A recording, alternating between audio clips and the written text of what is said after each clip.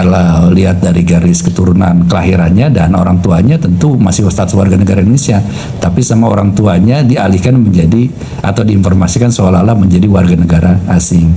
Nah ini juga tentu melanggar hak perlindungan kepada anak. Itu mengenai status kewarganegaraan yang kasusnya tentang Arya Iwantoro dan Dwi Susetyan Tias ya. Terkait mengenai dua orang, status yang kami ketahui sampai dengan saat ini, kedua orang tua ini adalah warga negara Indonesia yang kemudian mendapatkan kesempatan untuk studi pasca sarjana di luar negeri gitu dengan fasilitas LPDP. Nah, kalau dua warga negara Indonesia memiliki keturunan, tentu anaknya adalah anak Indonesia gitu.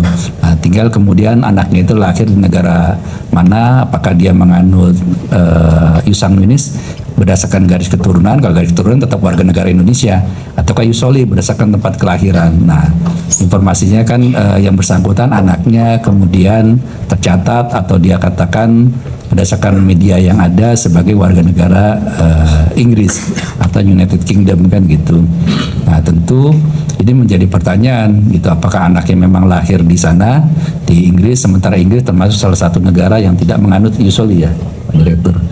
Tidak menganut Yusoli, tidak berdasarkan kepada garis tempat kelahiran. Nah yang kedua, pertanyaan menarik lagi, anaknya usianya masih relatif kecil, belum dewasa. Kalau lihat dari garis keturunan kelahirannya dan orang tuanya tentu masih status warga negara Indonesia, tapi sama orang tuanya dialihkan menjadi atau diinformasikan seolah-olah menjadi warga negara asing. Nah ini juga tentu melanggar hak perlindungan kepada anak gitu, kepada orang tuanya. Nah, sehingga nanti kami coba akan berkoordinasi dengan kedutaan dan juga kepada yang bersangkutan untuk memastikan apakah memang benar telah terjadi peralihan status kewarganegaraan. Karena secara hukum peraturan perundang-undangan yang ada, anaknya tetap menjadi warga negara Indonesia sampai dengan dia dewasa, nanti menentukan sendiri kalau sekiranya dia harus memilih kepada kewarganegaraan ganda di tempat dia residennya, tinggalnya. Karena dimungkinkan juga ketika dia berturut-turut lebih dari 5 tahun menjadi permanen residen di suatu tempat, dia mendapatkan potensi untuk menjadi salah satu warga negara lain. Tapi secara aturan peraturan perundang-undangan, otomatis yang melekat dalam dirinya karena bapak ibunya adalah WNI, ya dia otomatis menjadi anaknya warga negara Indonesia. Ini yang nanti kita harus tegaskan kembali, termasuk juga kepada yang bersangkutan.